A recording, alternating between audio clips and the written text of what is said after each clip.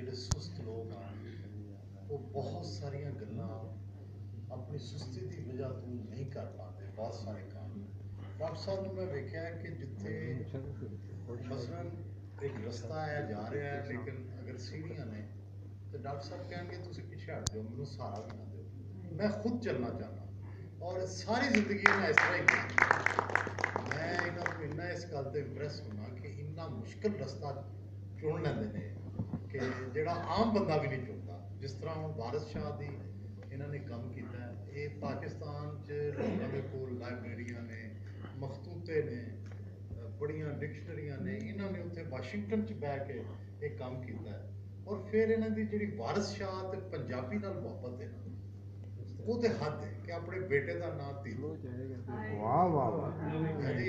अपने जड़ा की ना है ड्रामे वारिस शाह के उत्ते ਉਹਦੇ ਨਾਲ हर वक्त वारिस शाह इन्हों के इर्द गिर्द घूमता। मैंने तो लगता है कि वारिस शाह की कोई नवी शक्ल डॉक्टर मंजूर एजाज की शक्ल जी अज के जमाने के मुताबिक उसकी वजाहत कर रही है कि वारिस शाह मैं की कहना चाहता सा आज डॉक्टर मंजूर एजाज वो लोगों को दस रहा। और वारिस शाह है कि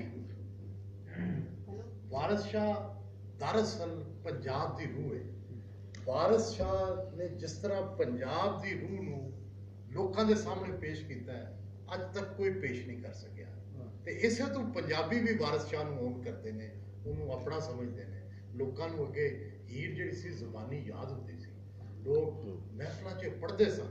हुण भी मैं डॉक्टर साहब को कह रहा था कि डॉक्टर साहब ये जो तुसीं वारिस शाह के काम किया है तो हर पंजाबी घर च होना चाहिए।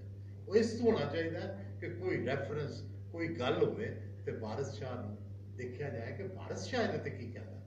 तो मैं समझना कि डॉक्टर साहब ने जिहड़ी अपनी खुद नविश्त लिखी है या आप बीती लिखी है या यादाश्तां लिखियां ने ਉਹਦਾ उनवान तो बड़ा सोहना दिता है लेकिन मुख्तसर लिखी है। डॉक्टर साहब की जिंदगी बड़ी तवील जद्दोजहद के उत्ते मबनी है। इन्हां बहुत सारिया गल्लां जिहड़ियां ने उन्होंने छड्ड दिता है। मैं समझना कि इस किताब को ज़्यादा लंबा होना चाहिए सी, ज़्यादा तफसील होनी चाहिए सी। इहदे च लैफ्ट की जद्दोजहद के बहुत सारे हवाले ने लेकिन बहुत सारिया चीज़ां जिहड़ियां ने शायद इन्हां तवालत के खौफ तो उन्होंने मिस कर दिता है। मैं समझना कि नहीं इस किताब को होर ये वर्किंग होनी चाहिए है, वाकयात की तफसील च जाना चाहिए, लोगों की तफसील च जाना चाहिए।